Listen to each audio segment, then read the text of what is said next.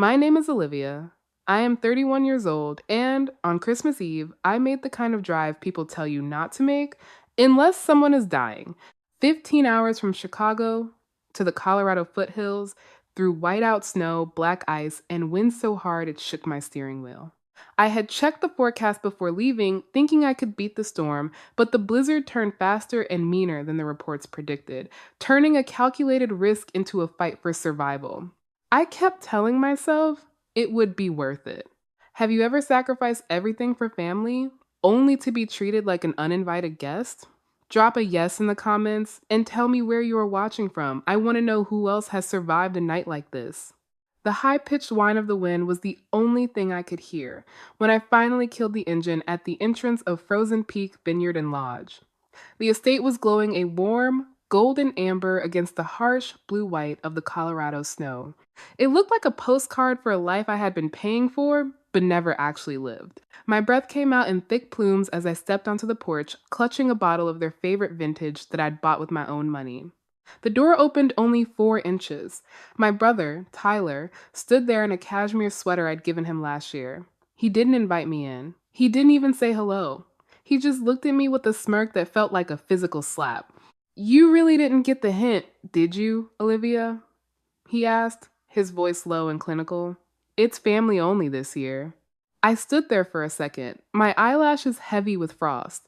I expected the door to open wider, for my mother Jennifer to call my name, or for my father Daniel to step out and tell him to stop joking, but the house stayed silent. The door closed with a soft, expensive click, a sound more devastating than a slam. Through the frosted side window, I caught a glimpse of the silhouettes of my nephews by the Christmas tree, laughing and oblivious that their father had just turned their aunt back out into the killing cold. I didn't knock again. I didn't scream. I walked back to my car, my boots crunching on the black ice, and drove until I reached a desolate gas station 20 minutes away. I sat there with the heater humming, waiting for my hands to stop shaking. That's when my phone lit up with a text from my father. It was a notification from the family group chat they had forgotten to remove me from. "Unbelievable," my father had written. "She actually showed up. Tyler, make sure she doesn't ruin the mood." I stared at those words until the hurt turned into a cold, sharp line of logic. I am a senior risk auditor. I spend my days finding them. I didn't cry. I didn't ask why. I just opened my laptop and logged into my banking app. If I wasn't family enough to sit at the table, I wasn't family enough to foot the bill.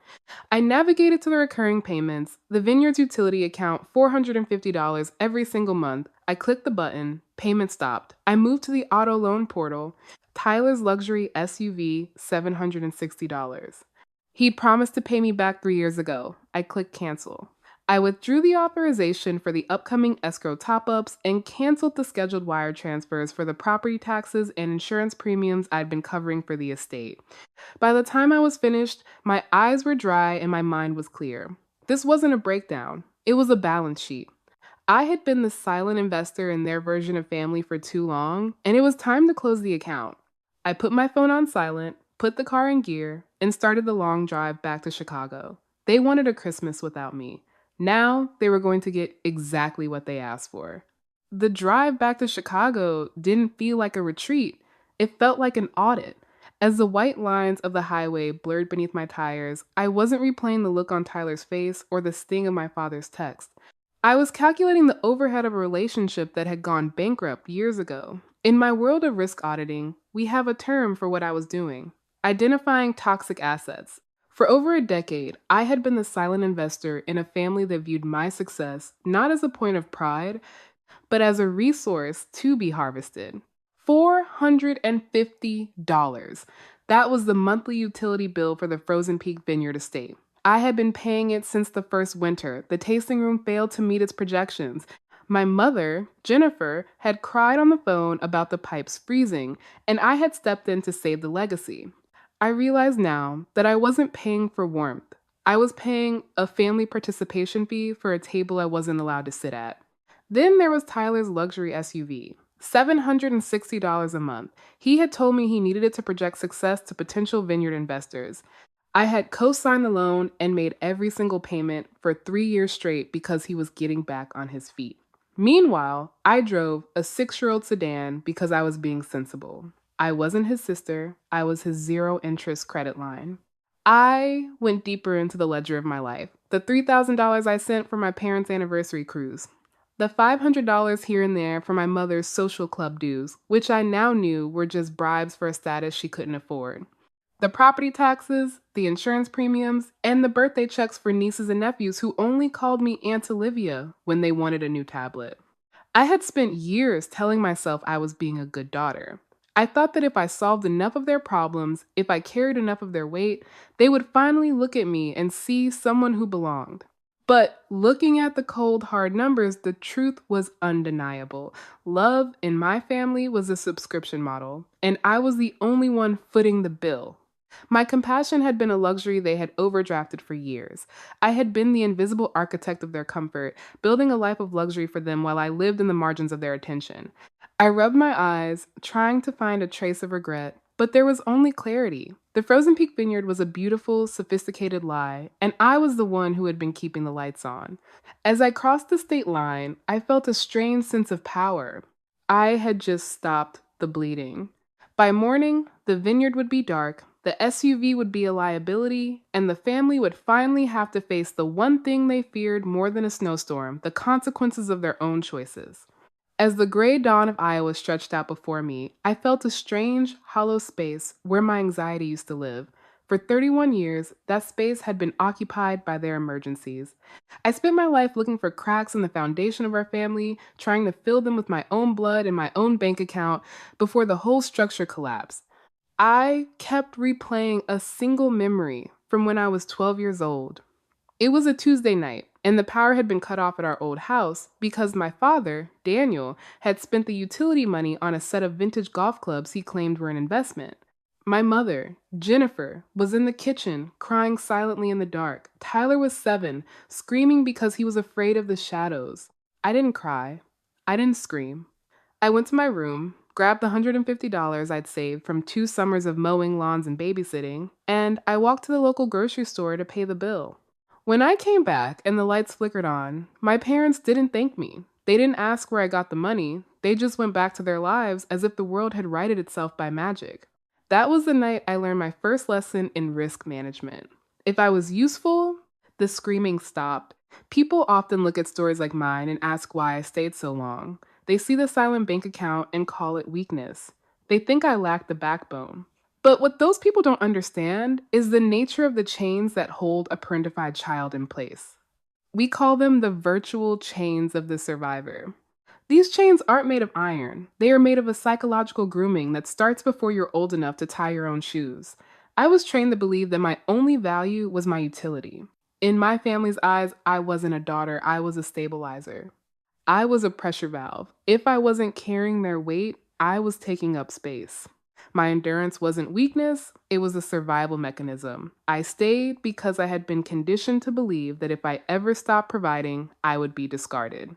I paid Tyler's luxury vehicle payments and the vineyard's electricity because, in my head, I was still that 12-year-old girl trying to keep the lights on so her mother would stop crying.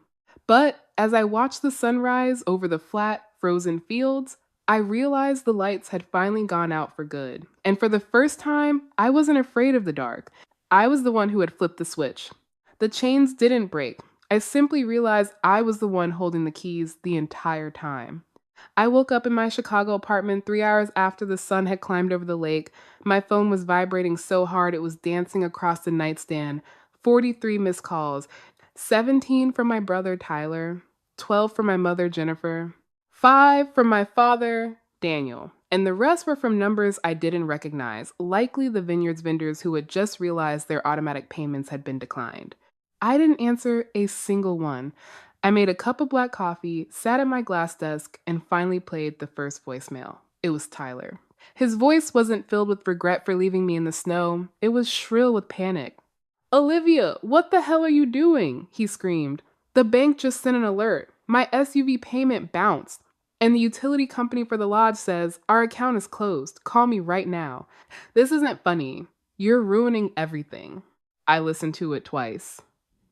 Not because I was hurt, but because I was auditing his words. He didn't say I was ruining Christmas. He didn't say I was ruining our relationship. He said I was ruining everything, and to Tyler, everything was the luxury lifestyle I had been funding. He didn't see his sister. He saw a payment method that had just gone offline. Then I played my mother's message. Jennifer's tone was different. It was polished, dripping with that fake, sensible concern she used to keep me in line.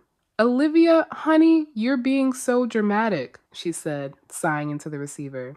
Families have misunderstandings. You shouldn't have run off like that. You've completely ruined the holiday mood. Call us immediately so we can fix this before it gets out of hand. Don't be childish.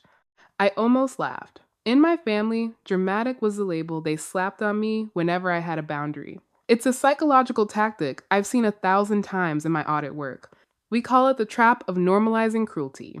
When a toxic family calls you dramatic or sensitive, they aren't describing your reaction. They are masking their own behavior. They use those words as a silencer. By making my pain seem like a character flaw, my mother was attempting to shift the blame from their cruelty to my oversensitivity. They didn't leave me in a blizzard. I was just being dramatic for being upset about it. They had spent decades grooming me to believe that their abuse was just tradition and my refusal to take it was betrayal. They wanted me to apologize for their sins. They wanted me to restore the vineyard mood by reopening my wallet. But that Olivia didn't come back from Colorado. She was still standing on that porch, holding a bottle of wine in the freezing wind, waiting for a family that didn't exist. I deleted the voicemails and opened my professional laptop. The old me would have called back, apologized for overreacting, and clicked restart on those payments. But the senior risk auditor in me was looking at the situation through a different lens. Telling your daughter she isn't family and then mocking her via text isn't a misunderstanding, it's a confession. And if they were willing to treat me like a stranger on Christmas Eve, I was going to treat them like a high-risk client during a forensic investigation.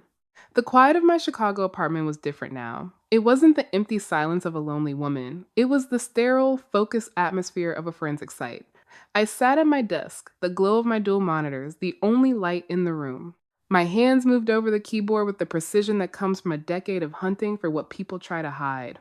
I started with the public filings for Frozen Peak Vineyard and Lodge. I knew their risk profile better than anyone, mostly because I had been the one subsidizing it. But as I dug through the corporate registry and recent credit inquiries, I found a pattern that made my blood turn to ice. There it was, a pending application for a refinance and expansion loan.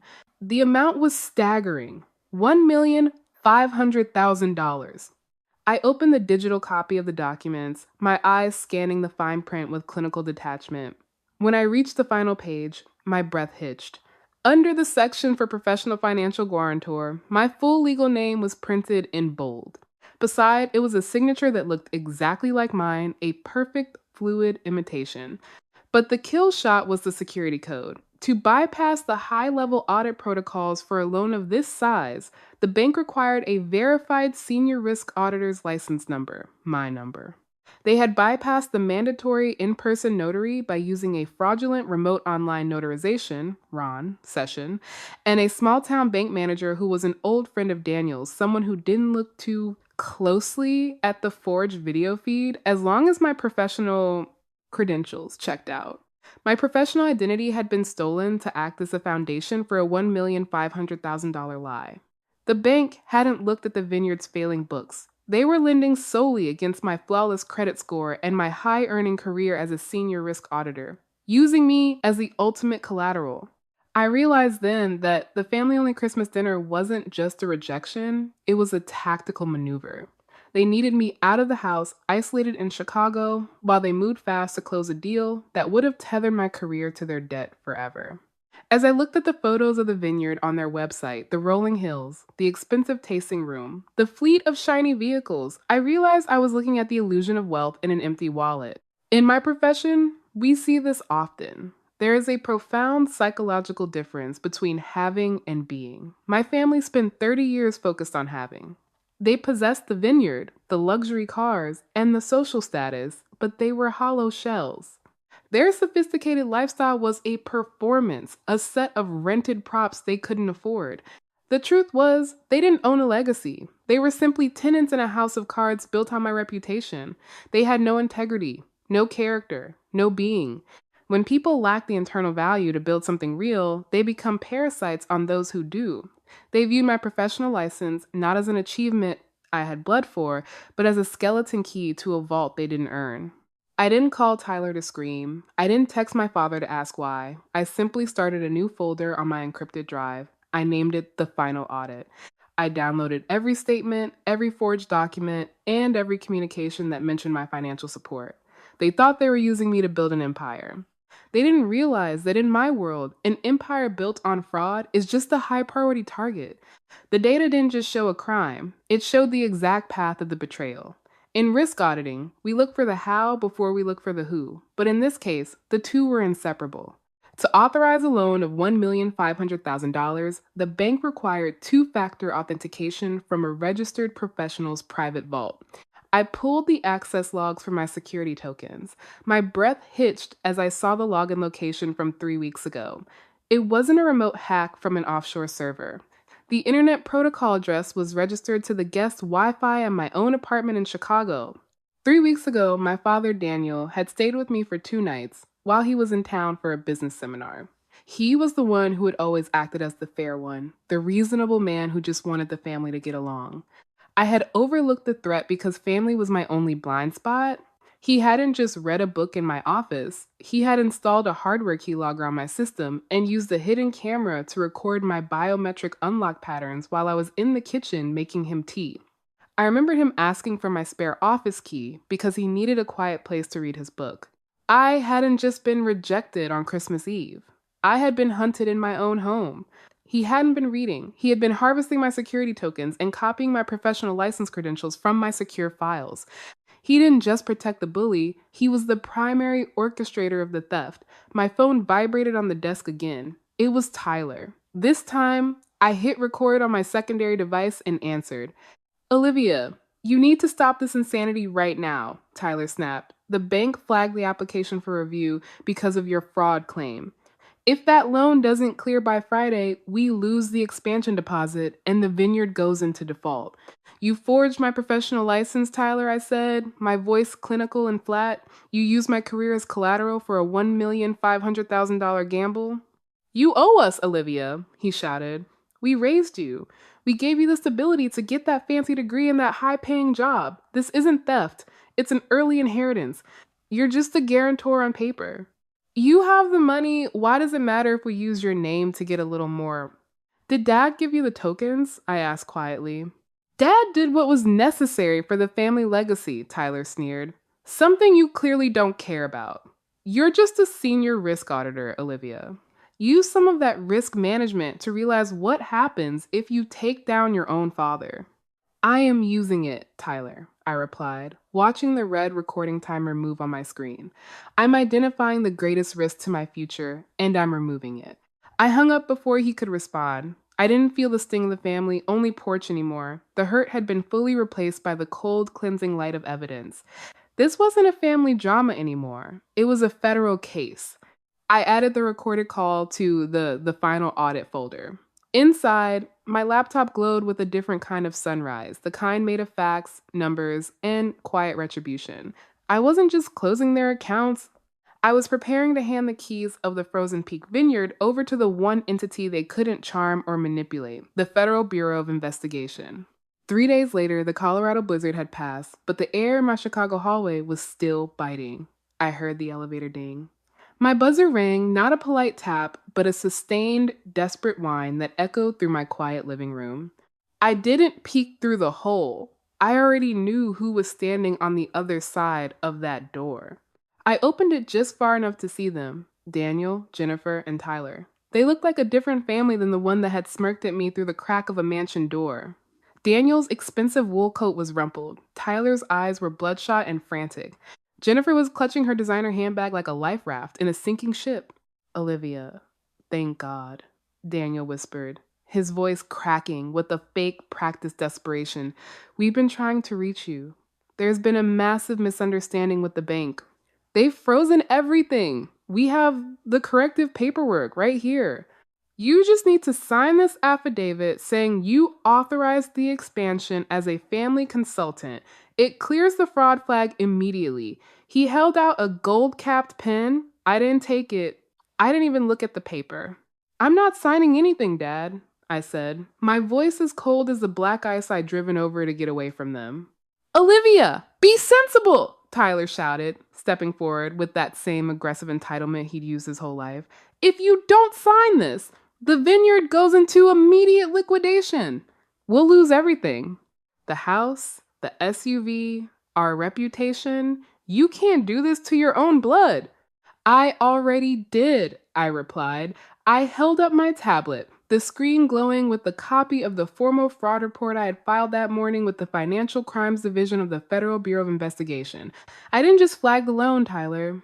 I provided the security logs from my apartment. I provided the recording of you admitting you stole my license credentials because you thought I owed you $1 million gamble. The hallway went deathly silent. Daniel's face went a sickly shade of gray. Jennifer began to sob, but I knew she wasn't crying for the daughter she'd lost. She was crying for the vineyard mood that was about to be replaced by federal sentencing guidelines. You didn't just shut the door on me in the snow, Dad, I said, looking him directly in his hollow eyes. You shut the door on your own freedom. The audit is complete. And you're both deep in the red. I closed the door and locked it. I didn't wait to hear them beg. In the months that followed, Frozen Peak Vineyard was liquidated to pay back the creditors Tyler and Daniel had defrauded. My father and brother are currently awaiting sentencing, navigating a different kind of family-only environment, one where utility bills are the least of their concerns. My mother moved into a small apartment, finally forced to live a life that matches her actual character instead of my credit limit. As for me, I have a small rosemary plant in my kitchen window. I named it June. It's small, quiet, and it grows because I take care of it, not because I'm being forced to keep it alive. I've come to realize that family is a choice, not a biological prison sentence. We are taught that loyalty is a virtue. But when loyalty requires you to fund your own destruction, it isn't love, it's a hostage situation. Boundaries are not acts of cruelty. They are the blueprints for how your heart and your hard work must be treated. I didn't destroy my family. I simply stopped subsidizing their ability to hurt me. If you find yourself acting as the silent bank account for people who don't even like you, remember that you hold the keys to the vault. Forgiveness isn't always about the other person. Sometimes it's the only way to set yourself free from a debt you never signed for.